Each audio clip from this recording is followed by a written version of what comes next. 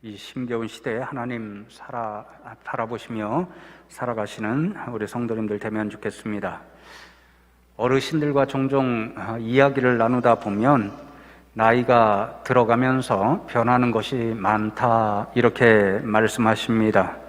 성격이 변하셨다 그렇게 말씀하시는 분도 계시고요. 체질이 점점 변해서 입맛이 많이 변하셨다 이렇게 말씀하시는 분들도 있고, 또 취미가 나이가 들면서 바뀌셨다 그렇게 말씀하시는 분도 있습니다. 또 TV를 보실 때 젊어서는 스포츠 경기 이런 것들을 좋아하셨는데 나이가 들면서 연습극을 보면서 눈물 흘리시는 것이 좋다 이렇게 말씀하시는 분도 있습니다. 죄송한 말씀인데요, 저도 이제 그렇게 말씀하시는 어르신들의 말씀이 무슨 뜻인지 몸으로 아는 나이가 되어버린 것 같습니다. 제 자신을 돌아보아도 나이가 들면서 변해가고 있는 것들이 하나 둘 점점 더 보이고 있습니다.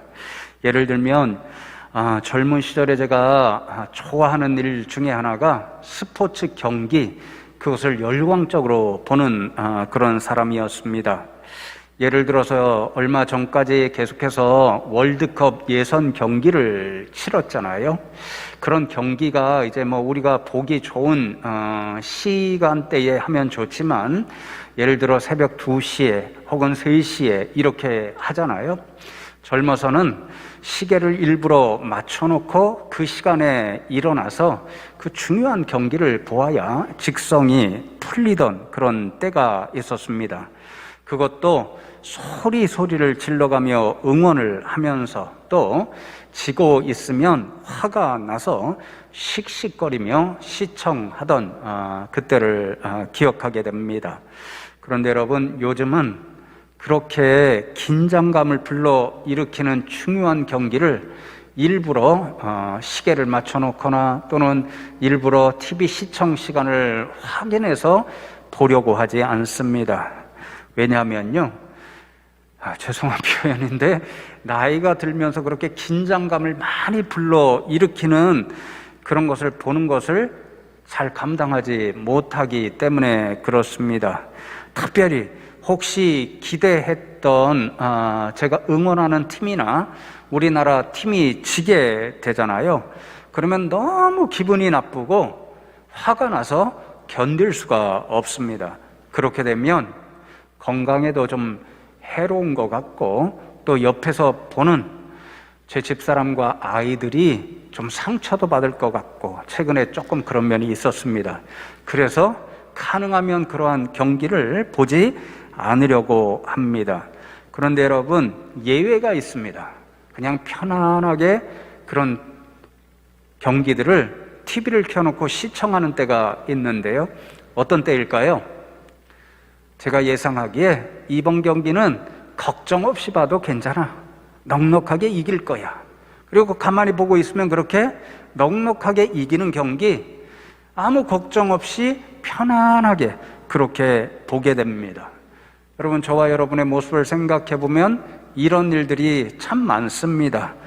예를 들면 시험을 보는 일이 있습니다. 중요한 시험입니다. 그런데 우리 자녀들이나 시험 보시는 분들이 정말 붙을 것을 확신하고 자신 넘쳐하면 아주 평안한 모습을 유지하는 것을 보게 됩니다. 그리고 좋은 예는 아닌 것 같은데요, 자신의 아버지가 좀 큰 회사의 회장입니다. 사장입니다.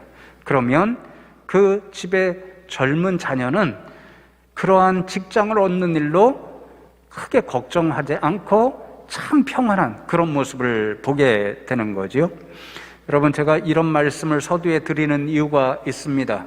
이런 생각을 가지고 오늘 본문을 읽으면, 오늘 본문 말씀을 통해서 예수님께서 제자들에게, 그리고 오늘 저와 여러분에게 들려주시고자 하는 그 말씀, 그 의미를 좀 더 이해할 수 있을 것 같처럼 생각되기 때문에 이렇게 말씀을 먼저 드립니다. 왜냐하면 오늘 본문 말씀을 통해서 들려주시는 예수님의 말씀은 넉넉하게 이길 테니까 너무 걱정하지 마, 담대해. 이러한 한 말씀으로 요약될 수 있기 때문입니다. 여러분, 이미 두세 차례 말씀드렸는데요. 요한복음 14장부터 17장까지의 말씀은 예수님께서 이제 세상을 떠나 하늘 아버지께로 돌아가시기 전에 사랑하시는 제자들에게 주신 마지막 고별 설교 혹은 고별사라고 말씀드렸습니다. 예수님께서 이제 제자들을 떠나신다라고 말씀하셨을 때 제자들의 반응은 마음에 크게 근심하고 염려하고 불안해하는 그런 모습이었습니다. 예수님께서 그런 제자들의 심리 상태를 너무 잘 아셔서 이 주시는 고별 설교 모든 말씀 통해 예수님께서 궁극적으로 목적하시는 것은 이제부터 예수님 없이 험한 세상을 살아가야 하는 그 제자들이 근심하지 않고 염려하지 않고 불안하지 않고 오히려 담대하고 평안을 느끼며 살아가도록 하시는 것, 그것이 예수님의 궁극적인 목적이었습니다. 오늘 우리가 함께 나누며 생각할 16장 말씀도 그런 목적으로 예수님께서 제자들에게 들려주신 말씀입니다. 그런데 16장 말씀을 보시면 예수님께서 그러한 제자들이 앞으로 굉장히 어려운 상황에 직면하게 될 수도 있다는 것을 미리 예견하십니다. 그래서 1절과 2절 말씀을 보시면 제자들에게 이렇게 말씀하시지요. 내가 이것을 너희에게 이름은 너희로 실족하지 않게 하려 함이니 사람들이 너희를 출교할 뿐만 아니라 때가 이르면 무릇 너희를 죽이는 자가 생각하기를 이것이 하나님을 섬기는 일이라 하리라. 그렇게 말씀합니다. 예수님 없이 험한 세상을 살아가는 것도 힘겨운 일인데 예수님을 대적하는 세상이 이제 때때로 제자들을 예수님 믿는 이유 때문에 미워할 수도 있다는 것입니다. 유대교를 믿는 사람들은 유대교로부터 그 제자들, 유대 사회 공동체로부터 출교를 할 수도 있다는 것입니다. 심지어 세상이 예수님을 믿는다는 이유 때문에 그 권력자들이 예수님의 제자들, 성도들을 잡아다가 순교를 당할 수도 있다는 것입니다. 그런 어려움, 그런 박해를 당하게 되면 어떤 성도님들은 안타깝게도 실족하여서 예수님을 믿는 일에서 떠날 수도 있다는 거죠. 예수님은 세상에 남겨진 제자들, 성도들이 이렇게 세상으로부터 미움을 받고 출교를 당하고 심지어 순교를 당하는 어려움이 있을지라도 실족하지 않고 담대하게 끝까지 믿음을 지키기를 원하셨습니다. 그래서 그런 말씀을 주시면서 예수님께서 이미 14장 말씀에서 약속하신 내가 아버지께로 가면 다른 보혜사, 내가 세상에 있을 동안 너희들 제자들과 성도들을 도왔듯이 너희들을 내가 없는 세상에서도 도와주고 힘을 주실 다른 보혜사 성령님을 주신다라고 약속하신 그 약속의 말씀을 다시 기억하도록 하십니다. 왜냐하면 예수님께서 약속하신 성령님이 제자들 가운데, 교회 가운데 오시게 되면 제자들과 성도들이 실족하지 않고 끝까지 믿음을 지킬 수 있도록 도와주실 것이기 때문에 예수님께서 그 성령님에 대한 약속을 기억하게 하시는 거죠. 그래서 여러분, 오늘 읽은 말씀에 보면 성령님께서 세상에 오시면 예수님을 미워하고 교회를 박해하고 또 제자들과 성도들을 붙잡아다가 심지어는 십자가에 못 박을 수도 있는 그 세상, 그 세상을 향한 세 가지 사역을 통해서 제자들과 성도들을 끝까지 지켜주실 것이라고 말씀합니다. 8절 말씀을 보시면요, 그가 와서 죄에 대하여, 의에 대하여, 심판에 대하여 세상을 책망하시리라. 그렇게 말씀하지요. 학자들 사이에 요한복음에서 가장 어려운 한 절을 꼽으라면 이 8절 말씀을 꼽는 분들이 많습니다. 왜 그런가 하긴요, 일단은 이 책망한다 이렇게 본문에는 번역이 되어 있잖아요. 헬라어 엘렌코를 번역한 말인데요, 죄에 대하여 책망하신다, 이건 너무 자연스럽죠. 근데 의에 대하여 책망한다, 심판에 대하여 책망한다, 무슨 뜻인지 자연스럽지가 않습니다. 그러니까 이 엘렌코라는 말이요, 의미가 다양하기 때문에 그렇습니다. 본문의 번역처럼 잘못을 꾸짖고 책망한다 이런 뜻도 있고요, 잘못과 허물을 드러낸다 이런 뜻도 있고, 죄를 깨닫게 한다 이런 뜻도 있고, 잘못된 것을 꾸짖어 바른 길, 빛으로 인도한다 이런 뜻도 있습니다. 의미가 다양하니까 문맥에 맞춰서 번역하기가 쉽지 않습니다. 그래서 개역개정은 책망한다 이렇게 번역하였지만 표준세 번역으로 보니까 그가, 성령님이죠, 오시면 죄와 의와 심판에 대하여 세상의 잘못을 깨우치실 것이다 이렇게 번역하고 있고요, 공동번역 성경은 보호자, 보혜사 성령님이 도우시고 변호하시는 분이시잖아요. 그러니까 보호자께서 오시면 죄와 의로움과 심판에 관한 세상의 그릇된 생각을 밝히실 것이다 이렇게 번역하였습니다. 좀 복잡하죠? 근데 오늘 말씀을 저는 세상의 잘못된 것, 그릇된 것을 드러낸다, 폭로한다. 그래서 잘못된 것은 세상이고 옳은 것은 성도이고 교회이기 때문에 성령님께서 이 세 가지 사역을 통해 믿음의 사람들이 끝까지 믿음을 지키도록 오늘도 도와주신다, 이런 말씀을 함께 나누기를 원합니다. 첫 번째로 성령께서는 세상의 죄를 드러내시고 폭로하십니다. 세상이 옳지 않음을 오늘도 증거하십니다. 9절 말씀을 보시면 죄에 대하여라 함은 그들이 나를 믿지 아니함이요 이렇게 말씀합니다. 세상의 죄를 성령님께서 드러내시는데 예수님을 믿지 않는 불신의 죄를 드러내신다 그 뜻입니다. 여러분, 우리가 흔히 세상에서 누가 죄를 지었다 하면 일상적으로 생각하는 것이 법을 어기는 일입니다. 요한복음에 예수님의 대적자로 등장해서 예수님을 끝까지 미워하고 결국은 십자가에 못 박는 일에 앞장섰던 유대교 종교 지도자들이 그런 생각을 가졌습니다. 그래서 이들이 예수님을 십자가에 못 박을 때 예수님에 대한 제명을 말하는데 율법을 어겼다, 자신들의 법을 어겼다, 특별히 인간된 자가 하나님을 가리켜 친아들이라고 일컫고 하나님을 친아버지라 부르는 것, 이것은 신성모독의 죄를 범한 것이다 그렇게 주장했습니다. 여러분, 오늘 이 시대를 살아가는 많은 사람들도 유사한 죄 개념을 갖습니다. 죄를 지었다 그러면 우선적으로 생각하는 것이 그 사람 법을 어겼구만, 간단하게는 교통법규를 어기는 죄를 저질렀다, 혹은 무섭게 심각하게는 살인죄를 저질렀다 이렇게 이야기합니다. 그런데 여러분, 이런 생각을 가지신 분들에게는 전도하기가 쉽지 않습니다.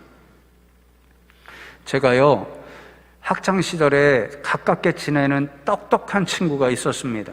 가깝게 지내니까 저와 같이 예수님 믿고 교회 다니면 좋겠다 이런 생각이 들어서 어느 날 용기를 내어 그 친구에게 전도를 하였습니다. 야 친구야, 너랑 나랑 가깝게 지내니까 참 좋은데 내가 보기에 네가 아직도 예수님을 믿지 못해서 그게 좀 안타까워. 너도 예수님을 믿고 나랑 같이 교회 다니면 좋겠어. 우리는 다 죄인이야. 오직 예수님을 믿어야 죄를 용서받고 구원받는 백성이 될 수 있어. 이렇게 이야기를 했습니다. 그랬더니 그 똑똑한 친구가 갑자기 정색을 하더니 제게 이렇게 묻습니다. 야, 내가 무슨 죄인이야? 내가 도둑질을 했냐? 내가 강도질을 했냐? 내가 누구를 죽였니? 이렇게 정색을 하며 이야기하고 결국은 전도를 하지 못했습니다. 여러분들도 비슷한 경험을 다 하셨을 터인데요. 근데 성령께서 하시는 일이 무엇이냐면요, 당신들이 생각하는 그 죄, 법을 어기는 그 죄, 그것보다도 영적으로 훨씬 더 무섭고 훨씬 더 두려워해야 하는 죄가 있어. 그것을 드러내시고 교훈해 주시는 거죠. 영적으로 가장 무서운 죄가 무엇입니까? 예수님께서 친히 말씀해 주시죠. 예수님을 믿지 않는 일입니다. 예수님을 구주로 영접하지 않는 일입니다. 왜냐하면 예를 들어 무서운 살인죄를 저질렀습니다. 그런데 그분이 깨닫고 예수님을 믿고 용서를 구합니다. 그러면 예수님께서 그 죄도 용서해 주시고 구원을 선물로 주십니다. 아무리 흉악한 죄인이라고 할지라도 예수님을 믿으면 동일한 은혜를 받을 수 있습니다. 그러나 예수님을 구주로 영접하지 않고 믿지 않으면 구원을 얻고 예수님 주시는 영생을 선물로 받을 수 있는 그런 길이 없습니다. 그러니 영적으로 볼 때 예수님을 믿지 않는 불신의 죄가 가장 무섭고 두려운 죄이지요. 그래서 요한복음 3장 18절 말씀해 보면 그를 예수님을 믿는 자는 심판을 받지 아니하는 것이요 믿지 아니하는 자는 하나님의 독생자의 이름을 믿지 아니하므로 벌써 심판을 받은 것이니라 그렇게 말씀합니다. 예수님을 믿지 아니하면 이미 심판을 받은 것이고 그래서 구원의 소망이 없으므로 불신의 죄가 가장 무섭고 두려운 죄라는 말씀인 거죠. 성령님께서 죄에 대하여 세상을 책망하신다 그 말씀은 그래서요 예수님만이 구원자시기 때문에 교회 밖에 세상에는 구원이 없다는 것을 드러내 보여주시는 것입니다. 이것을 우리가 믿는다면요 세상이 우리를 아무리 힘들게 해도 교회를 박해하고 저와 여러분을 미워한다고 할지라도 믿음을 버리고 교회를 떠나 세상으로 갈 수가 없는 거죠. 왜요? 세상에는 구원이 없기 때문에 그렇습니다. 그러나 여러분 오늘도 성령님께서 우리에게 깨우쳐 주시고 증언해 주시는 이 말씀을 기억해서 결단코 예수님을 떠나 교회를 떠나 세상으로 나가는 저와 여러분 되지 않기를 간절히 바랍니다. 여러분 두 번째로 성령님께서는 세상이 생각하는 의가 잘못되었다는 것을 드러내 보여주시고 폭로하십니다. 10절 말씀을 보시면 의에 대하여라 함은 내가 아버지께로 가니 너희가 다시 나를 보지 못함이요 그렇게 말씀합니다. 의는 조금 전에 말씀드린 죄와는 정반대의 개념이죠. 그래서 세상 사람들이 흔히 생각하는 의는요 법적인 의, 법을 제대로 지키는 것입니다. 성경에 나오는 유대인들이 지독하게 이런 생각을 가지고 있었습니다. 이들은 율법을 철저히 지키는 것이 자신들의 의라고 생각했습니다. 예수님을 미워한 이유가 여기에 있죠. 예수님을 가만히 보니까 하나님을 믿는다고 하면서도 율법을 무시하는 것처럼 보입니다. 예를 들면 안식일에는 절대 아무런 일도 해서는 안 된다 이렇게 적혀 있는데 예수님께서는 안식일에 베데스다 연못에서 38년 된 병자를 불쌍히 여기셔서 고쳐주셨습니다. 그 모습을 보니까 유대인들이 예수님을 비난하고 계명을 지키지 않았다고 미워하는 거죠. 그러니 유대인들이 철저히 생각한 의는요 율법을 지키는 의였습니다. 율법을 지키면 하나님 앞에 가서 자신들이 의롭다라고 정당하게 주장할 수 있고 하나님도 그렇구나 너희들 의로워 이렇게 인정해 주실 것이라 생각했습니다. 그런데 예수님께서 뭐라고 말씀하시지요?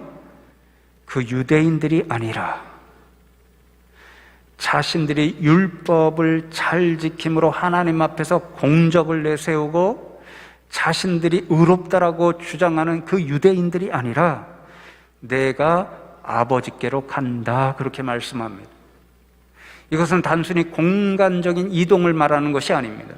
이 세상으로부터 하나님 계시는 저 하늘나라로의 공간적인 이동, 물리적인 이동을 의미하는 것이 아니라 하나님께서 예수님을 자신이 계신 그곳 천국으로 받아들여 주시고 하늘 보좌에 앉혀주심으로 하나님 보시기에 유대인과 같이 율법의 의를 주장하고 자신의 공적을 주장하는 그런 세상이 아니라 오히려 세상으로부터 의롭지 않다고 정죄받은 예수님이 의로운 분이라는 것을 인정해 주신다라는 뜻입니다.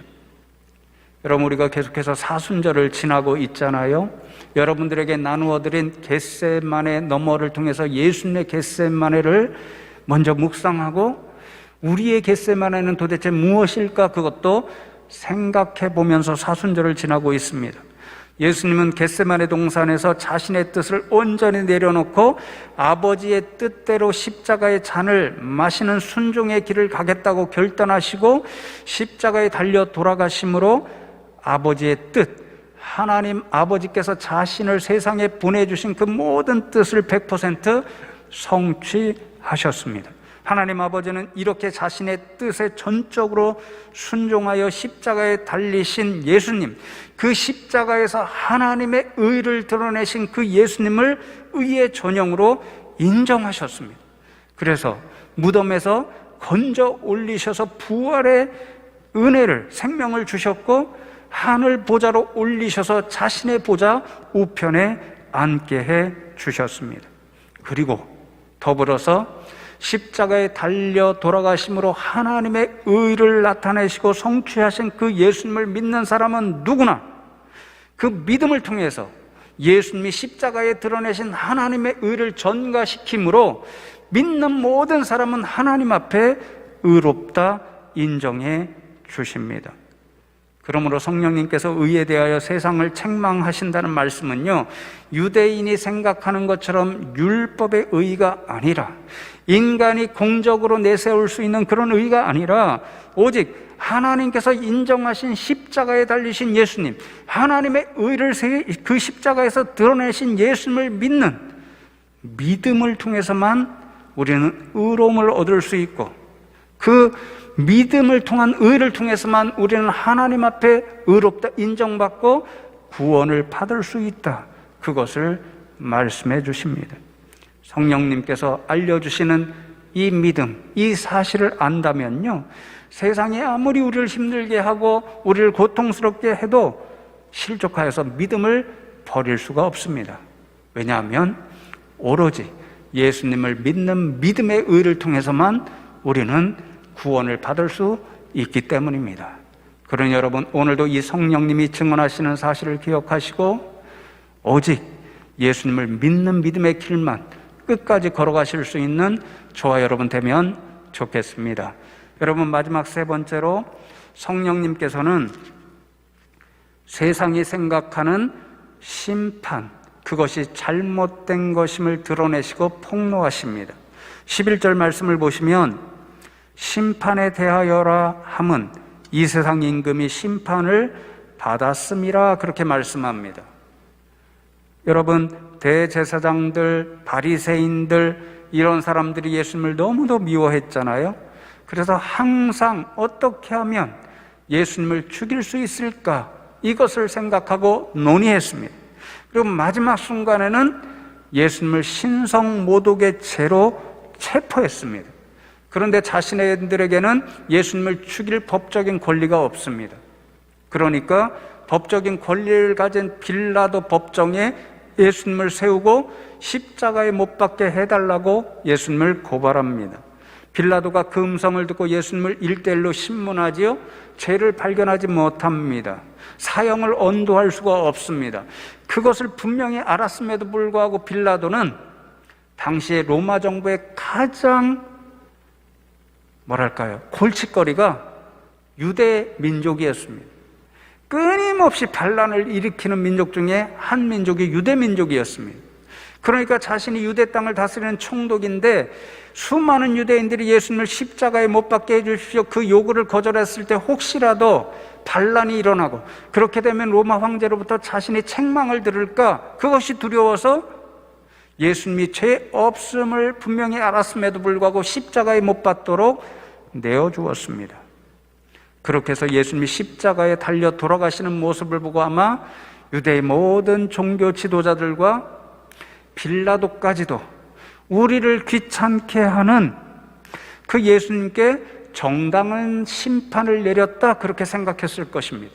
그리고 그 예수님이 무덤에 묻히시는 모습을 보았을 때에 우리가 가지고 있는 권력 앞에 저 예수라는 사람도 꼼짝 못하게 우리에게 졌구나, 우리가 이겼구나, 이렇게 생각했을 수도 있습니다. 그리고 사실 이들의 배후에서 예수님을 미워하고 교회를 미워하고 성도를 미워하고 그리하여 대적하는 세상의 권세를 잡은 자여 죽음의 권세를 잡은 자인 사단이 미소를 지으면서 아마도 내가 예수를 이겼구나 그렇게 기뻐하고 있었을 것입니다. 그런데 여러분, 오늘 성령님은 뭐라고 그들을 향하여 말씀하시냐면요, 그것은 너희의 착각일 뿐이야 그렇게 말씀하십니다. 왜냐하면 예수님께서 오늘 말씀하시듯이 심판을 받은 것은 예수님이 아니라 오히려 예수님을 십자가에 못 박은 세상의 권력자들이요 그이들의 배후에 있었던 사단이기 때문입니다. 예수님은 십자가에 달려 돌아가셨다가 죽음의 권세를 이기고 사흘 만에 부활하심으로 이 사실을 분명하게 보여주셨습니다. 그래서 여러분, 유명한 부활장 고린도전서 15장 말씀에서 사도 바울은 예수님의 부활 사건의 의미를 이렇게 우리들에게 교훈합니다. 15장 24절로 26절 말씀을 보시면 그 후에는 마지막이니 그가 모든 통치와 모든 권세와 능력을 멸하시고 나라를 아버지 하나님께 바칠 때라. 그가 모든 원수를 그 발 아래에 둘 때까지 반드시 왕노릇 하시리니 맨 나중에 멸망받을 원수는 사망이니라 그렇게 말씀합니다. 예수님께서 죽음의 권세를 물리치시고 부활하심으로 심판을 받고 멸망을 받는 대상은 예수님 자신이 아니라 오히려 자신을 대적하고 있는 세상, 그 세상의 권력자들이고 그 배후에 있는 사단 자신임을 분명히 드러내 보여주셨다라는 말씀이죠. 그래서 성령님께서 심판에 대하여 세상을 책망하신다는 말씀은 세상이 아닙니다. 세상의 권력자들이 아닙니다. 그리고 그들의 배후에서 왕노릇하는 사단이 아닙니다. 그들이 최후 승리자가 아니라 예수님이 최후 승리자라는 사실을 말씀해 주는 것이지요. 그래서 여러분, 놀랍게도 오늘 16장 끝나는 말씀이 33절인데요 묵상기도 시간에 저와 여러분이 읽었는데 이 모든 결론의 말씀을 예수님께서 친히 이렇게 선포하십니다. 이것을 너희에게 이르는 것은 너희로 내 안에서 평안을 누리게 하려 함이라. 세상에서는 너희가 환난을 당하나 담대하라. 내가 세상을 이기었노라. 예수님 떠나시면 제자들이 그것도 힘든데 세상에 미움을 받을 수 있습니다. 유대교로부터 출교를 당할 수도 있습니다. 심지어는 순교를 당할 수도 있습니다. 이런 환난이 다가올 수도 있습니다. 그러나 담대할 수 있는 이유가 있습니다. 예수님께서 세상을 이기셨기 때문입니다. 이기었노라는 이 말씀 원어를 찾아보면 문법적으로 완료형으로 되어 있습니다. 앞으로 이길 것이다 이런 말씀이 아닙니다. 예수님께서 말씀하시는 순간 이미 예수님은 세상을 이기셨습니다. 그 승리는 영원토록 지속된다는 말씀입니다.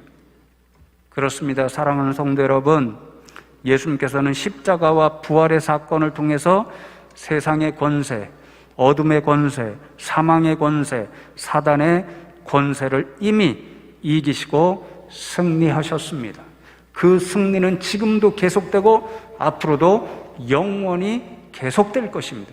결단코 세상도 예수님을 이기지 못하고 사단도 예수님을 이기지 못합니다.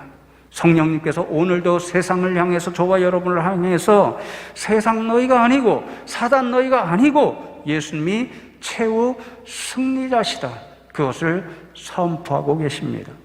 그러므로 성도 여러분, 오늘 이 세상이 우리를 아무리 어렵고 힘들게 할지라도 마지막 승리자는 우리가 믿는 예수님입니다. 예수님이 승리자시기 때문에 예수님을 믿는 저와 여러분도 최후 승리자가 될 것입니다. 그런 믿음을 가지면 우리는 결단코 아무리 세상이 우리를 힘들게 할지라도 믿음을 버릴 이유가 없고 오히려 더 굳건하게 믿음의 길로 나아가야 하는 거지요. 그런 성도님들 다 되시면 좋겠습니다. 이제 말씀을 맺습니다.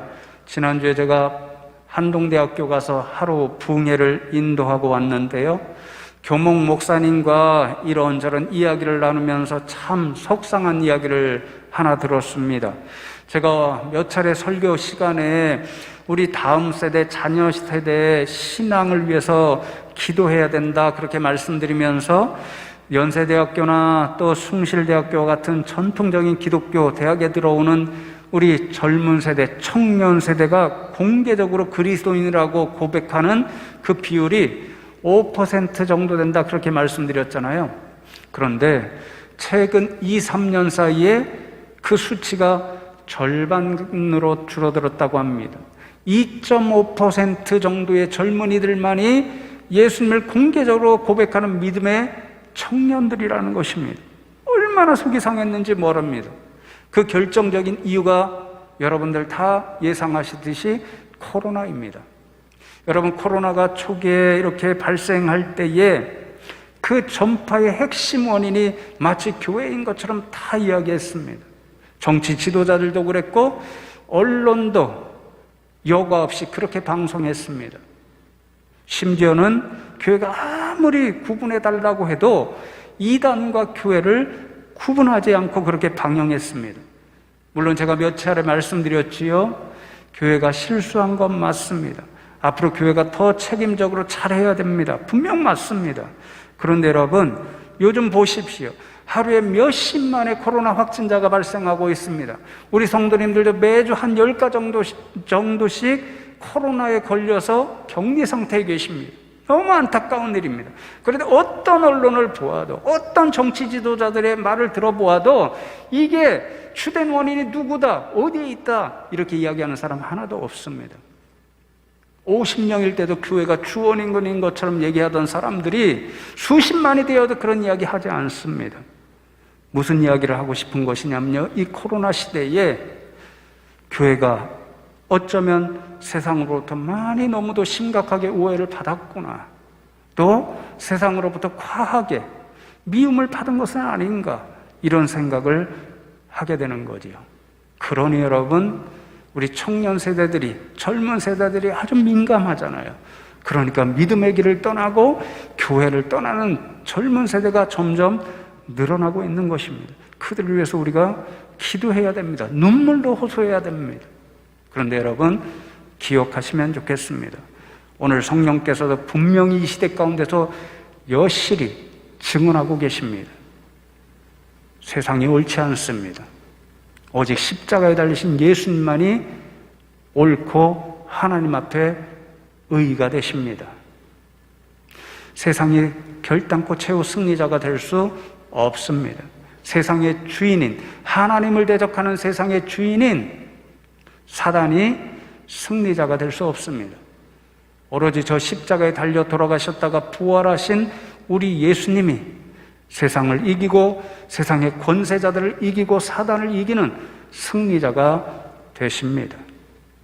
그리하여 그분을 믿는 우리에게도 주님은 승리를 주실 것입니다. 이 믿음을 가지고 세상이 아무리 우리를 힘겹게 하고 교회를 고통스럽게 하고 비난할지라도 우리는 여전히 그 세상을 사랑하고 세상의 구원을 위해서 기도하고 승리자라고 하는 이 믿음을 가지고 끝까지 주님 따라가는 믿음의 길을 경주할 수 있는 저와 여러분 다 되시기를 주님의 이름으로 축복합니다.